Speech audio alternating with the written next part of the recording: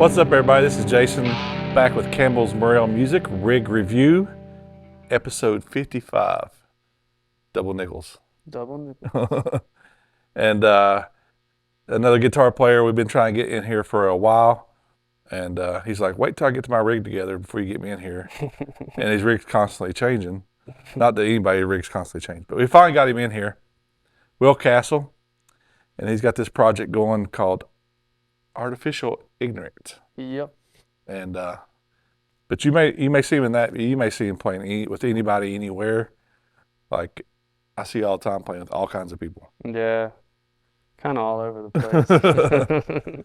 So yeah, Will's been around for a while. If y'all local to here in town, you know who he is. One of the best acoustic flat pickers that I know, but he just tends to go to this weird shit that he plays and wants to do that, which is fine. Yeah. Yeah. You know, I don't think the acoustic rig would be as cool either. no, probably not. But yeah, a great acoustic player. You probably know his brother Thomas from the mandolin player from Circus 9. Yeah, Circus 9. He's doing a lot of. He's in Nashville now, but he's been playing with just random bands, and he's doing a lot of his own stuff now too, which is cool. But yeah, Will not only play like with his project going right now, and but he does a lot of recording, a lot of mixing. If you need anything like that done, he's great at that. I've heard all this stuff, so I'll stand behind you. Cool. Appreciate it. But yeah, definitely go check out this band if you get to see them live, because I mean, this is something it's a newer project, but it's different. Yeah, it's kind of like I guess like alt grunge sort of, but maybe more modern sounding at times than like, some of the older stuff. But Yeah. it's kind of like modernized around 90s rock. Sort of. 90s rock, Yeah. I gotcha. Yeah, so we've kind of settled on a little setup for the time being. Yeah.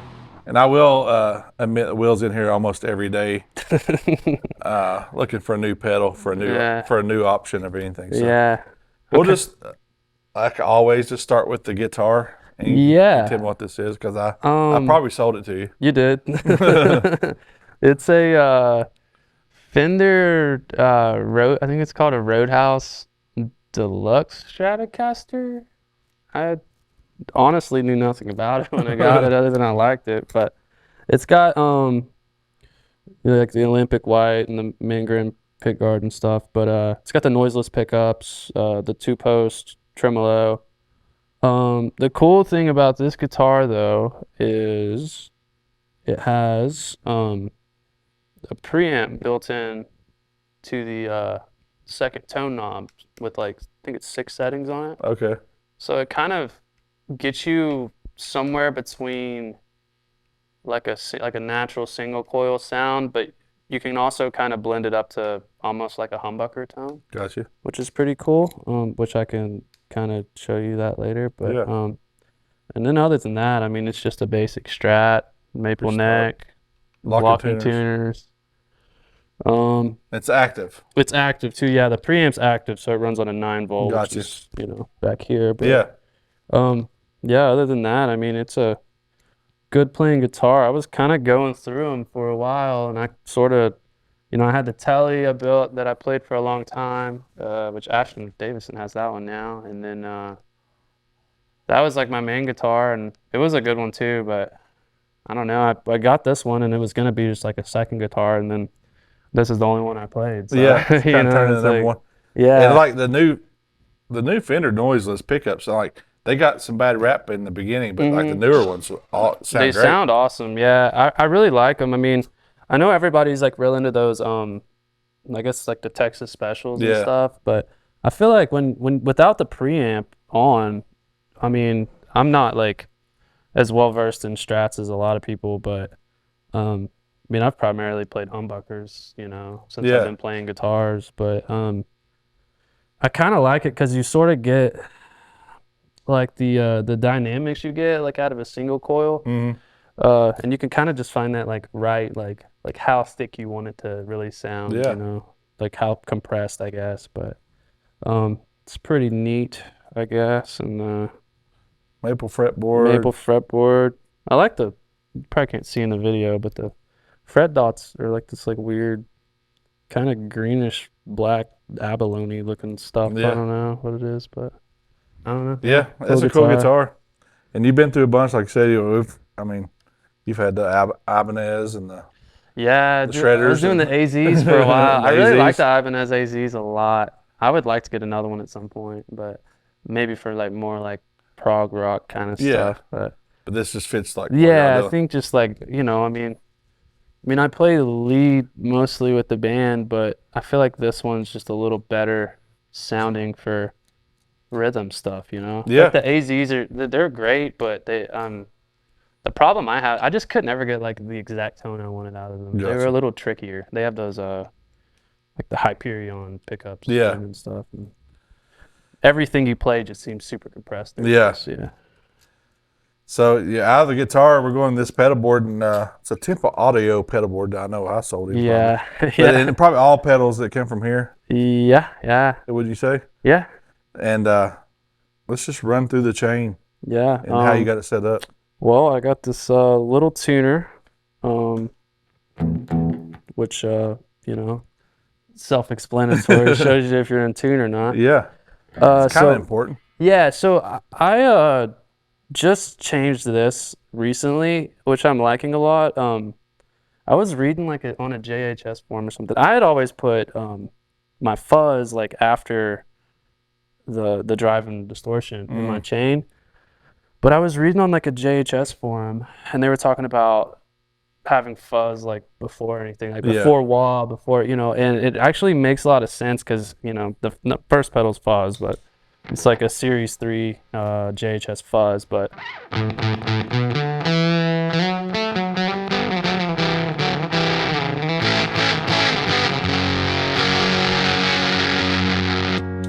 and I think like, I don't know, I've probably been through like 8 fuzz pedals, I think, and this is like the first one I feel like really has usable tones. Yeah. At least for what I play, I mean. And putting it before your other drives, it kind of just is a cleaner fuzz. Yeah, it is. Yeah, and like it's even cool like going to the next pedal, which is a wah, which I'll say more about in a minute, but like it sounds cool. You kind of get this like weird funky tone going into that wah too, which I like. Yeah. And is that just original Crybaby or? No, it was. It was.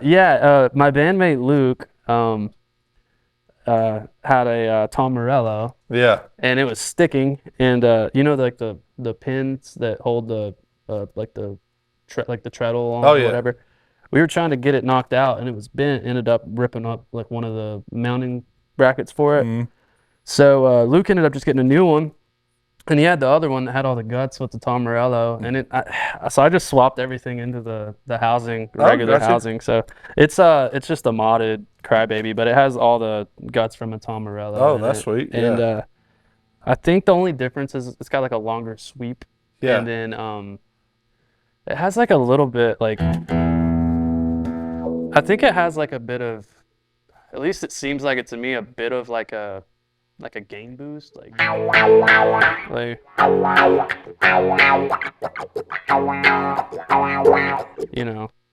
but what you really tell when you're going into like a drive or something, I guess, but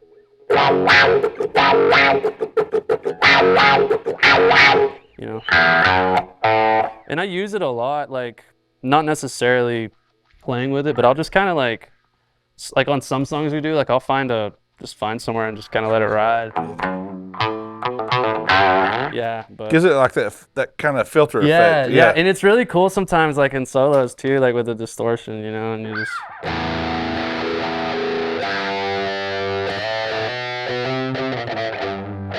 I don't know.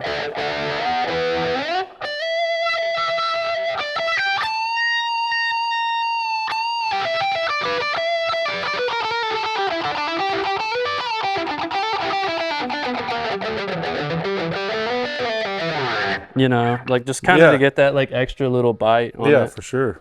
That sounds killer. But then I think after that, I'm going into this Octaver pedal, which I just kind of been playing with a lot lately. you know. I don't know how usable it really is in a band setting, but Sounds you know, cool. it's like going into it with fuzz is kind of cool. Like,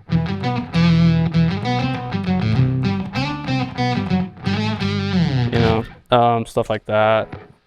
I honestly don't use it much, but it's just there. I like it. Yeah. It's like cool enough that I want it there when I Yeah. want to mess with it. Yeah, that sounds great. After that in the chain, it's this Tone Corset by Electro Harmonics.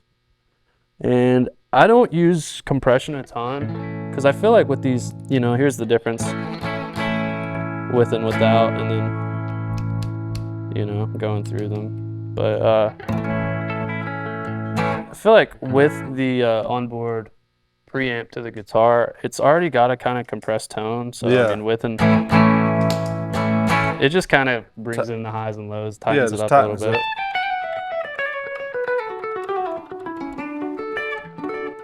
You know. That's quiet too. Yeah. That's always good with compressor. A lot of times they add noise. Yeah, it doesn't add a lot of noise. And the thing I like about it, it has a blend on it. So you can kind of Blend your clean. Yeah, I mean, if I like, you know, wanted it like super compressed, like.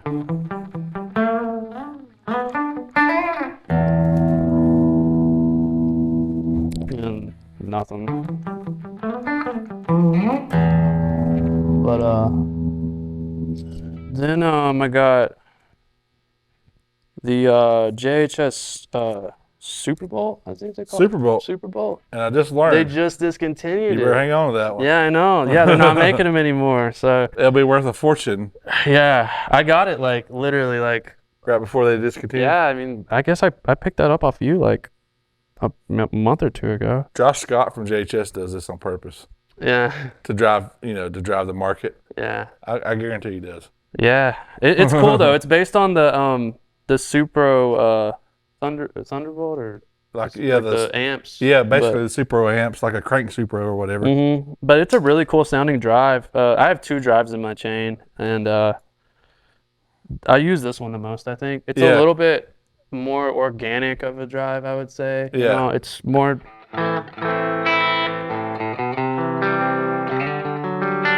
You know, you get that like kind of crunchy tone, but then when you start digging into it, it sounds pretty good.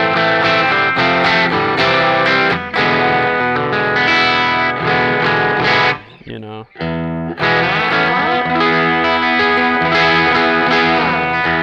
Just like an amp on breakup kind of sound. Yeah, exactly. Yeah. And then it has a it has like 2 gain modes, so if you want it a little hotter you can, but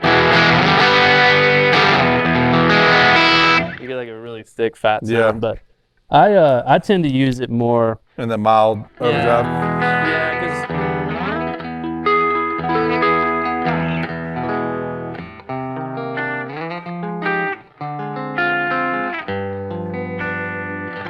you know, kind of more in that realm. Yeah. I just like, you know, a little bit of crunch on the drive. I want it like, when I go to rhythm, I don't want it like super aggressive, you know. So I kind of leave that one set around there. And then when I want to get aggressive, Hit the rat. go to the rat, you know. I think, I mean, for me, I mean, I've tried a bunch of distortions, but I think for me, it's just either rat or DS1. It's Yeah. Like you can. I think everybody should own a rat. Yeah, it's just a great pedal, and they're not expensive either. Yeah. So it's I mean, like- they're still building them for like, what, $80 or something. Yeah, every era of the rat's so different. Though. Yeah. This one's I think from the '90s, but The original rats I've seen are going for like $600. oh, crazy! Yeah. Yeah. My brother sent me one the other day. It was for sale on Marketplace in Nashville. Like there was like no paint left on it. It was, like, you could barely tell what it is, but yeah, I mean, this is just my distortion when I want to get heavy, you know.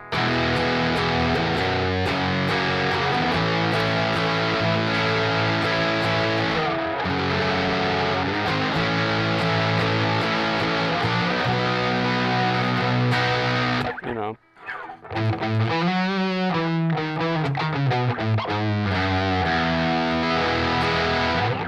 Yeah, it's classic. Good classic distortion sound. It's the reason it's been around for a long time. Yeah. I mean, it works. It just works, you know. Yeah. That's like I'm so simple with like pedals and stuff. It's like I just want to hit a button and have a usable tone that Yeah. works, you know? Like I'm not.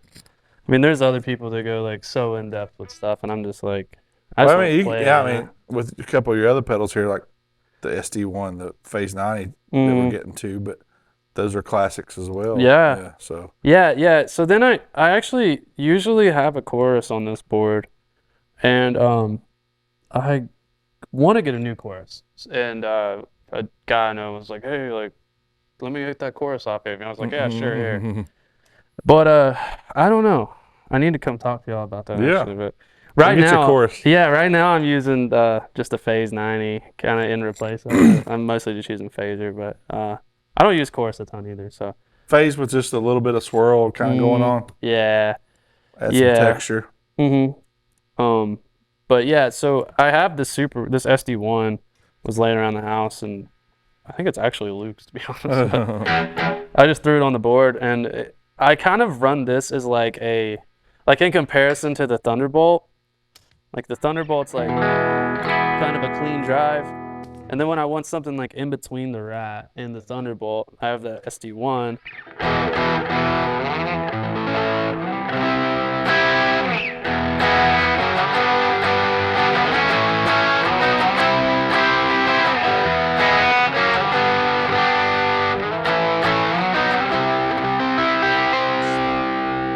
It's like an in-between kind of. A little bit more breakup. But you can still kind of, lay back.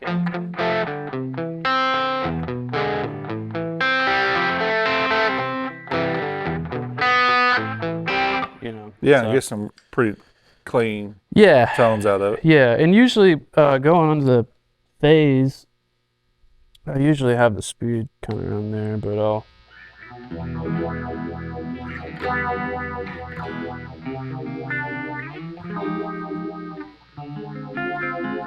And I think it sounds cool with a little drive on it,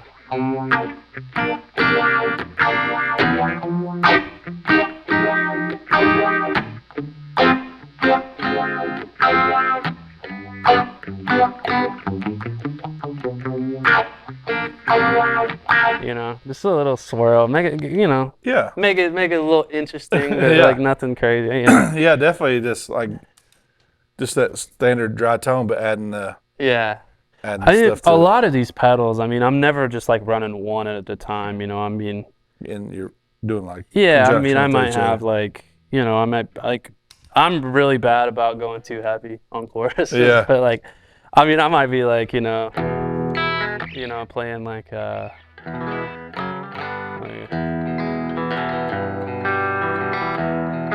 like I'll have like a drive on or something, but then going into like a chorus, I'll throw the distortion on top of the drive,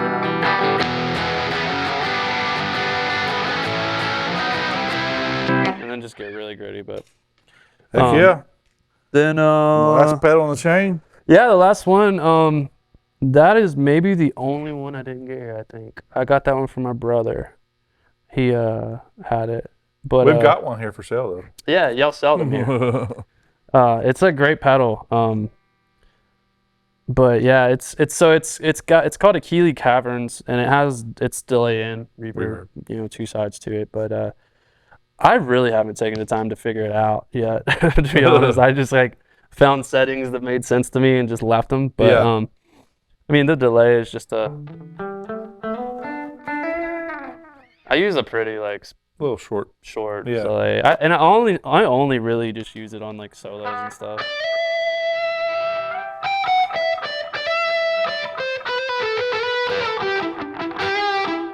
Just to get like that little extra tail and stuff. Yeah. And then use the reverb side much? Reverb, yeah, I use it if I want to get real spacey, but if I'm like, I'll mainly use amp reverb just to have a little reverb, but yeah, I mean,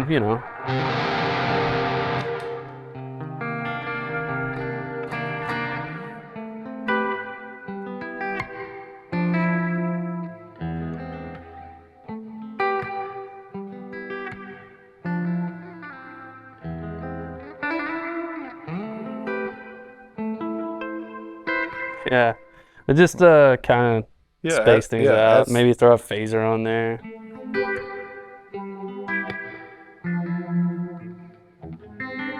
Even a walk would be cool, you know. Now,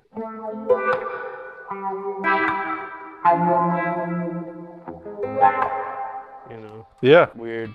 just weird texture stuff. But yeah, I guess it just depends what music I'm playing too. You Yeah. know, but Once you start adding stuff together. yeah, I feel like with the rock stuff, you know, like that stuff doesn't work as well. It gets too washed out, you know. Yeah. I mean, I think a drier tone is better. I think for the stuff I've been playing lately. Yeah, But especially in live situations. yeah, Yeah. yeah, it just starts getting drowned. Reverb just drowns everything out, but it gets muddy, I guess, but is a better explanation.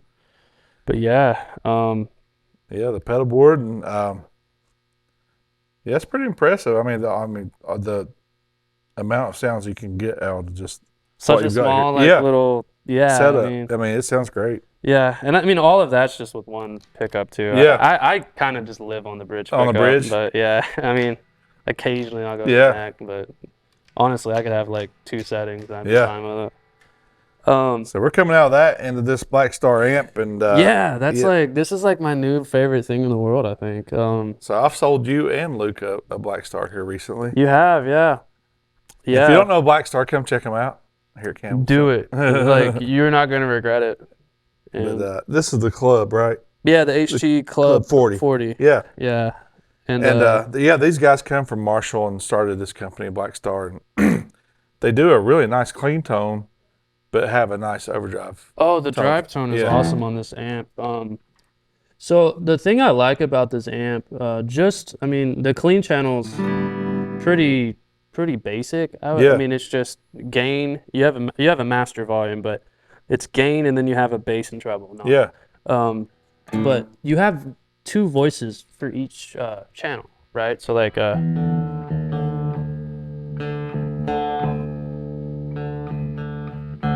get on drop D, I'll play the riff I was like playing when I fell in love with it. It's a Nirvana riff, you know? Yeah.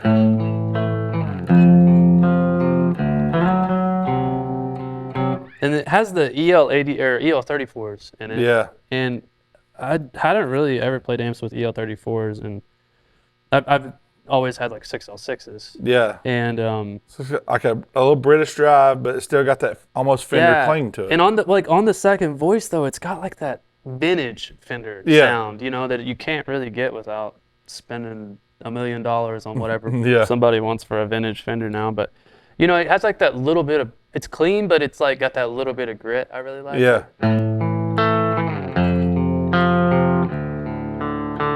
You know.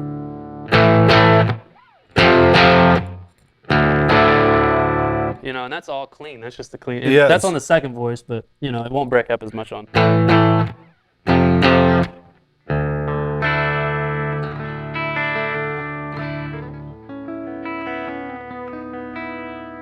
You can be pretty, or you can, you know, get pretty. Very pick responsive. Yeah, it is. And then hopefully this isn't crazy loud. Let's see. So the drive channel is kind of cool. I'm gonna get down here. So obviously you got gain. Yeah. But these have these really cool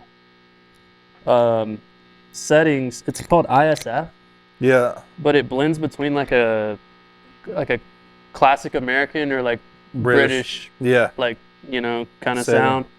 So just like going back and forth, you can kind of hear it, you know. I think this is the British. It's a little bit, you know, more bite.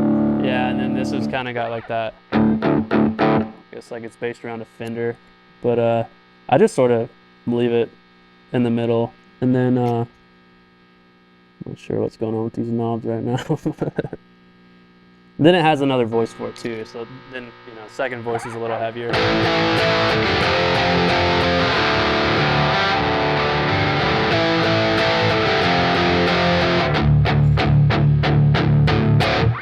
You could play, honestly.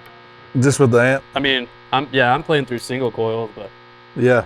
I mean, if you had like, you know, like a humbucker equipped guitar, I think you could probably play metal on one of these. Oh yeah, for sure. You know. And I mean, basically, we're just in Also, it has a direct out of the back of this thing. Yeah, That's what we're running into the video which tonight. is awesome too. I've used it in the studio a few times. And it has like its own custom IR built into it, and you can switch between a 112 cab or a 412 cab, which is also really cool. You can kind of a different feel, mic'd cab sound, you know. Yeah. Or I think you can just bypass it entirely. Yeah. And use your own IRs or whatever you want to do. Kind of a great hybrid setup where you can get some of that processing with and still get a tube amp. It does USB as well, and I think you can. I've not experimented with it, but you can custom load your own like IRs onto it. Yeah, that's cool. Which is neat. But yeah, I know Soundman love it when they can just plug it direct. Yeah, 100%. Yeah, it's always easy. And it honestly sounds really good. Yeah. Like I was kind of like, the first time I recorded with it, you know, I usually, you know, throw just like a dynamic mic on the cab and, you know, room mic it.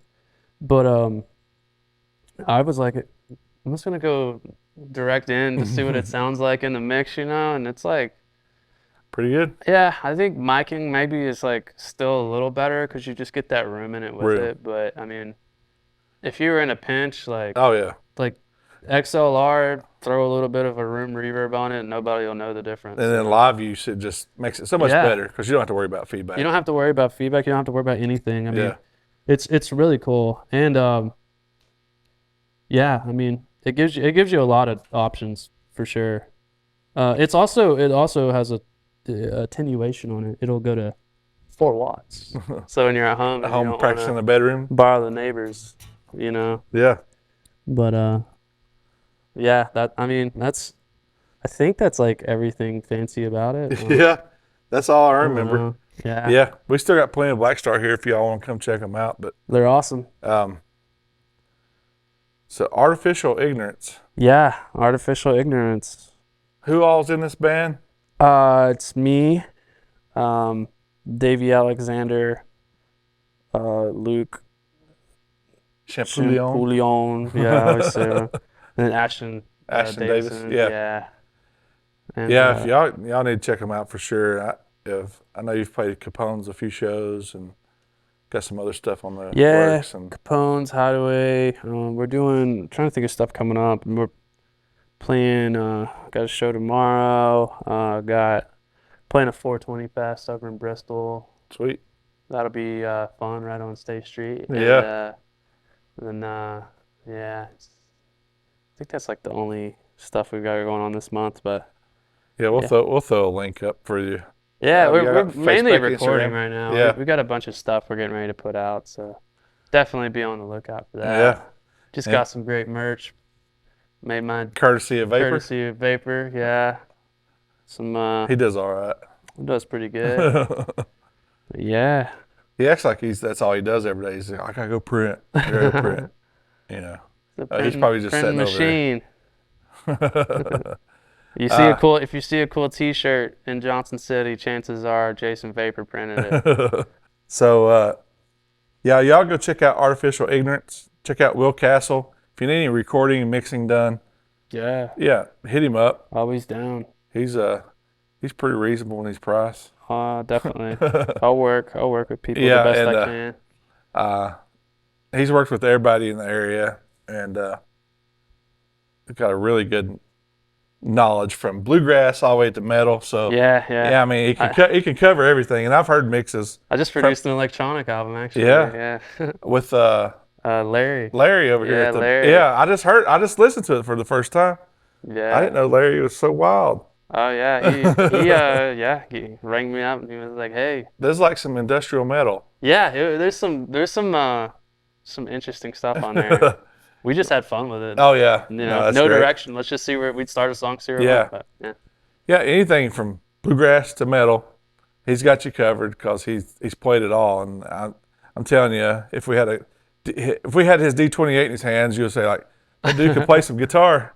Yeah. And I've heard it, so I appreciate you coming out and hanging out. For sure, anytime. And showing us a rig that pretty much, I'm going to say 90% bought here at Campbell's. Yeah, I mean, I think... Everything but the caverns? Everything but the caverns, yeah. I mean, everything, all of it. And I would have bought the caverns here if my brother didn't already have one. Yeah. That he was trying to get rid of. So, And I will say that for the whole band. Yeah. They've all bought Oh everything yeah, here. I mean, And we appreciate the local support. all of our cymbals, everybody's rig. Yeah, it's all Campbell's. If you need stuff, you know where to go. Yeah. So that's our whole goal. People shop local. We're returning the favor to these local bands, pushing their name out there and getting them recognized. So this is the whole goal of this whole thing. And Will Cassell, Artificial Ignorance. You want to play a little riff, and then we'll fade away to you one of your songs? Sure, Yeah. Let's see what I want to play.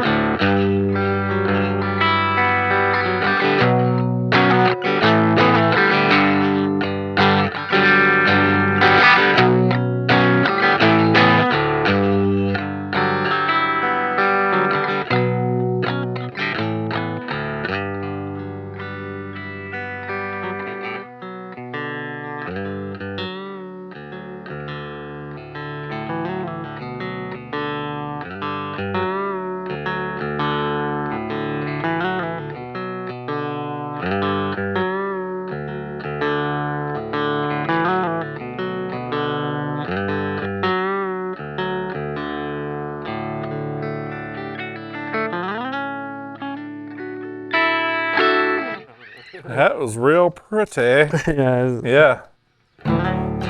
Will Cassell, Artificial Ignorance. Y'all go check them out.